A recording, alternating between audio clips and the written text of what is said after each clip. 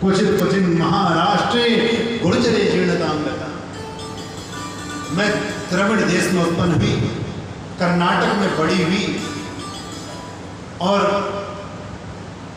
महाराष्ट्र में कहीं कहीं मेरा मान हुआ, सम्मान हुआ, लेकिन जो गुजरात में पहुंची,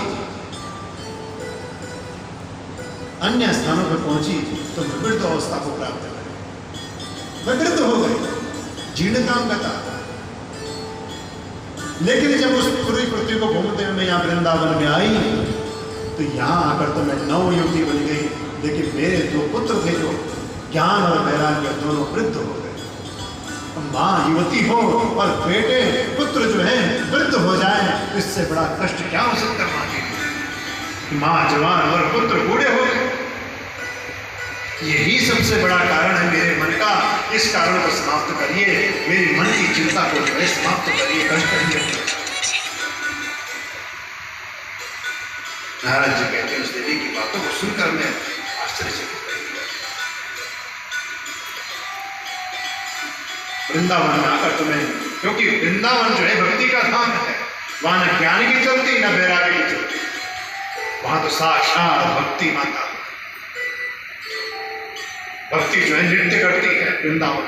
आपने देखा होगा जो वृंदावन गए हैं वहां बूढ़े बूढ़े जो कीर्तन करते हैं, बूढ़े बूढ़े ऐसे नृत्य करते हैं, ऐसे थिरकते जैसे 15 साल के बच्चे थिरकते, क्योंकि वो भक्ति का स्थान है। वहां भक्ति जो है बूढ़ी नहीं जवान हो जाती है। इसलिए माता, भक्ति माता कहती है मैं युवती हो गई, जवान हो गई, लेकिन ज्ञान और वैराग्य जो है दोनों पूरा हो, वृद्ध अवस्था को प्राप्त करें। और इसी प्रकार अगर हुआ और मेरे मन की कष्ट की निवृत्ति नहीं हुई तो फिर मैं जो है इदं स्थानम परित्यज्यम विदेशो गम्यते मया। अगर इसी प्रकार से रहा, मेरा मान सम्मान मेरे पुत्रों का जो है बुढ़ापा दूर नहीं हुआ तो मैं विदेश को चली जाऊंगा, मैं फिर यहां नहीं रहूंगा। उस देवी के कष्ट को मैंने सुना तो बड़ा दुखी हुआ। मैंने बहुत प्रयत्न किया, ये नहीं कि मैंने प्रयत्न नहीं किया, मैंने प्रयत्न किया। मैंने वेद का पाठ किया, वेदांत का पाठ किया, गीता पाठ बार बार पाठ किया मैंने गीता का भी, लेकिन जब तक मैं पाठ करता तब तक तो जो है दोनों जो है ज्ञान और वैराग्य जवान हो जाते, उनकी वृद्ध अवस्था दूर हो जाती। लेकिन जैसे मैं पाठ समाप्त करता दोनों जो है बूढ़े हो जाते। मेरे घर में जितनी चूरन चटनी थी सब चटा चुका उनको मैं, लेकिन मैं ज्ञान और वैराग्य का बुढ़ापा दूर न कर सका, भक्ति माता की कष्ट की निवृत्ति न कर सका। तब आकाशवाणी भी हे नारद जी, अगर ज्ञान वैराग्य का बुढ़ापा दूर करना चाहते हो और भक्ति माता की जो है कष्ट की निवृत्ति करना चाहते हो तो सत्कर्म करो, सत्कर्म करो। बिना सत्कर्म का जो है इनका बुढ़ापा दूर नहीं हो सकता। तत्फलम नास्ति तपसा नम योगेन समाधिना तत्फलम नभते संज्ञा कलोकेशव कीर्तना। जो अनेक युगों में जो युग आए, चारों युगों में तपस्या करने से जो फल प्राप्त होता है, तप भी कई प्रकार के, कोई लटक के कर रहा है, कोई अग्नि में तप के कर रहा है, कोई जल में खड़े होकर कर रहा है, कोई ऐसे ही गुफा में बैठ के तप कर रहा है। भगवान की प्राप्ति करनी किसी प्रकार से, लेकिन उन तपस्या से जो फल प्राप्त होता है अन्य युगों से कलयुग में केवल नाम संकीर्तन करने से प्राप्त होता है। यहाँ तप करने की जरूरत नहीं है, यहाँ केवल नाम संकीर्तन करने से ही फल की प्राप्ति हो जाती है। इतना सरल है, कोई कष्ट नहीं उठाना आपने, शरीर को नहीं दबाना आपने। ये नहीं कि आपने जल में खड़ा होना है, ये नहीं कि आपने अग्नि में खड़ा होना है और फिर तब करना है, तब भगवान की प्राप्ति की नहीं। यहाँ तो केवल नाम संकीर्तन करने से ही, केवल भगवान का नाम का चिंतन करने से ही आपको भगवान की प्राप्ति हो जाएगी। इसीलिए कहा गया है कलयुग केवल नाम आधारा सुमिर सुमिर नर उतरे पार। ये कलयुग का प्रभाव है। यहाँ नाम चिंतन करने से, नाम गान करने से जो है मुक्ति मिल जाती है, परमात्मा की प्राप्ति हो जाती है। अरे वैष्णव का धन है जो परम धन है, भगवान का नाम का जो धन है, ये वैष्णव का परम धन है। जो भगवान के भक्त हैं, जो भगवान से प्रेम करते हैं, ये उनका परम धन है। तो भक्ति माता की कष्ट की निवृत्ति के लिए बहुत कुछ किया। भक्ति माता ने नारद जी की बहुत सुंदर स्तुति की, स्वागत किया।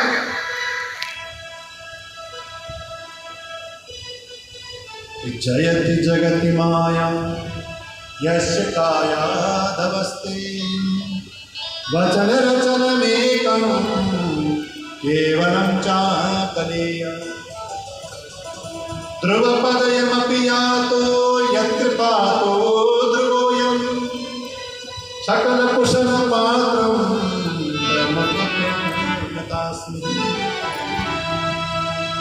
मोद स्तुति की, जय जयकार की भक्ति माता ने नारद जी।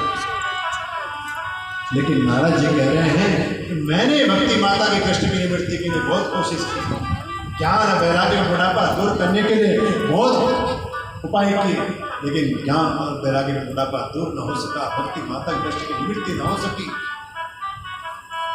आकाशवाणी भी, हे नारद, अगर भक्ति माता के कष्ट की निवृत्ति करना चाहते हो तो जो है सत्कर्म करो। व्योम वाणी तदे भून्मा ऋषि खिद्यतामिति उद्यम सफलस्तेयं भविष्यति न संशय। अगर भक्ति माता के कष्ट की निवृत्ति करना चाहते हो तो सत्कर्म करो, उद्यम करो। वेदर्थ सत्कर्म, सत्कर्म करो, तभी भक्ति माता की कष्ट की निवृत्ति हो सकेगी। मैंने संतों से पूछा, बड़े बड़े विद्वानों से पूछा कि कोई वो सत्कर्म कौन सा है। जो आकाशवाणी ने कहा सत्कर्म किसे कहते हैं, तो कुछ ने मौन धारण कर दिया, क्योंकि जब कोई विद्वान किसी अन्य व्यक्ति से पूछता है, अपने छोटे से, तो छोटे वालों के मत नहीं होते अपने से बड़े विद्वान के सामने कुछ कहने। भाई नारद कोई छोटे मोटे संत तो हैं नहीं, ब्रह्मा जी के पुत्र हैं और शास्त्रों के ज्ञाता हैं। और वो आम संतों से पूछे किसी महात्मा से कि महाराज बताइए सत्कर्म क्या है, तो कैसे जवाब दें? उन्होंने तो मौनी धारण कर लिया। उस संतों ने कहा आजकल हमारा व्रत चल रहा है, किसी से बोलते नहीं। किसी ने नारद को आते देख लिया, पता लग गया कि वे पूछ रहे हैं, तो वहीं से खिसकते हैं। तो महाराज ये बताइए, मैं आप चलते चलते आपके पास पहुंचा हूं, तो ये बताइए वो सत्कर्म है क्या? मैं यही जानना चाहता कि भाग्योदयेन बहुजन्म समर्जितेन सत्संगमं च लभते पुरुषो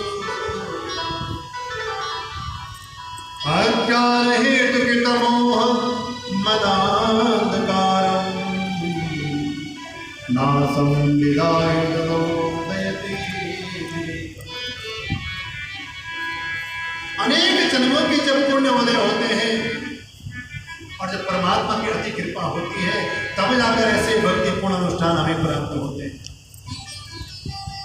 नहीं तो कई बार हमारे चित्र पैसे पड़े होते हैं, लेकिन हम कोई अनुष्ठान नहीं करा पाते, कोई ना कोई विघ्न खड़ा हो जाता है। या कभी हम सोचते हैं आज तो पैसे बहुत है, चलो वैष्णो देवी घूमकर आएंगे, दर्शन करके आए, या वृंदावन जी दर्शन करके आ जाते हैं, चलो बाकी क्या है। पैसे होने के बावजूद भी जो है हम दर्शन नहीं कर ले जा सकते, क्योंकि जब तक परमात्मा की कृपा नहीं होगी तब तक चाहे आप कितने पैसे लेके पहुंचेंगे आप जा नहीं सकते। और जिस दिन परमात्मा की कृपा हो गई तो कितना भी पैसा आपकी जेब में पड़ा हो या ना पड़ा, जिस दिन आपके लिए बुलावा आ गया उस दिन आप भगवान के नाम को दर्शन को पहुंच जाते। तो अनेक जन्मों के जब पुण्य उदय होते हैं और पाप क्षीण होते हैं, तब जाकर के भगवान की कृपा होती है, और भगवान की कृपा से जो है ऐसा भक्तिपूर्ण अनुष्ठान हमें प्राप्त होता है कि बिन सत्संग विवेक न हो राम कृपा सुलभ न सोई। बोला बिना सत्संग का विवेकता नहीं आती, संयमता नहीं आती। और सत्संग किसकी कृपा से मिलता है? राम की कृपा से, भगवान की कृपा से ऐसी भक्ति पूर्ण कृष्णा में प्राप्त हो रहे हैं, सत्संग हमें प्राप्त हो रहे हैं। तो सत्संग जो सुनता है उसके जीवन में विवेकता आती है, संयमता आती है।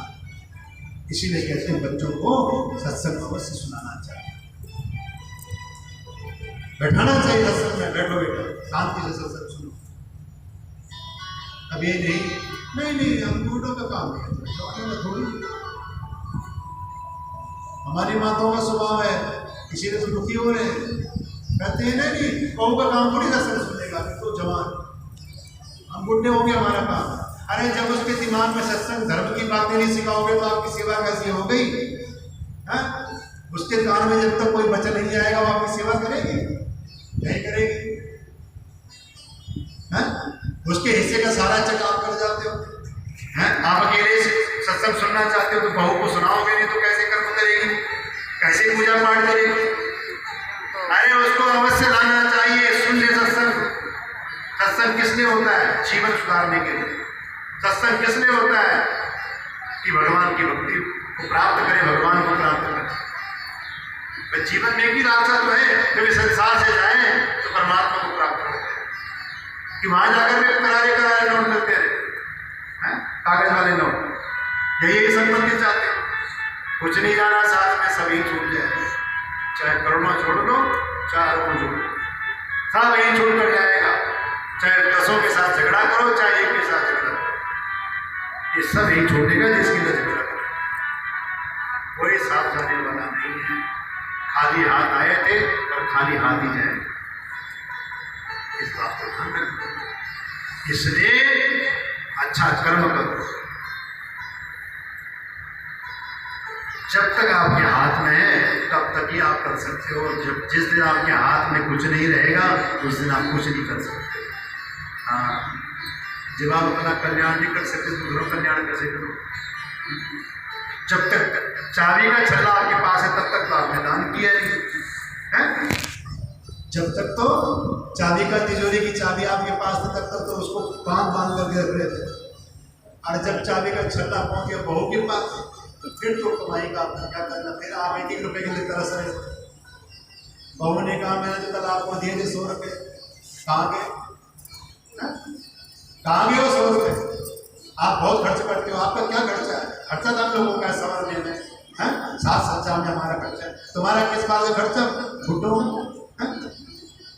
तो तब जब आपके पास था तब आपने कुछ नहीं किया, अब तब क्या करोगे जब चाबी दूसरों के हाथ में चली जाएगी? इसलिए अपना कल्याण करो, अपने बारे में सोचो। जितनी हमारे पुराने बुजुर्गों ने कष्ट उठाए ना, उतनी तो आजकल हमारी माताएं उठाती हैं, हमारी बहनें नहीं उठाती। कितना कष्ट उठाया है, उनसे पूछो ना। जो 80 साल 90 साल की उम्र में चले गए, उन्होंने क्या क्या नहीं किया। अरे देहरादून शहर ऐसे थोड़ी बन गया, ये भी पहले गांव रहा था, पहले गांव था। गांव से शहर बनता है। इस गांव में कोई ऐसा थोड़ी तो सब सुविधा मिली होगी पहले से। हो सकता है कि पहले लाइट नहीं होगी, लैंप चला करके काम चलाया। इतनी जमीन जायदाद रही, लोगों ने खेती बाड़ी की। आज कोई बहू कर रही है? जो बेचारों का थोड़ा बहुत टाइम भी बचा था काम काज का, चलो काम कर लिया, रोटी पानी बना लिया, उसके बाद समय है, वो भी अब फोन में जा रहे। कोई बात भी कह रहा हो, आवाज भी नहीं रहा तो सुनती नहीं। क्या बोला सास ने कोई पता ही नहीं। इतने में सास ही चली गई वहां से।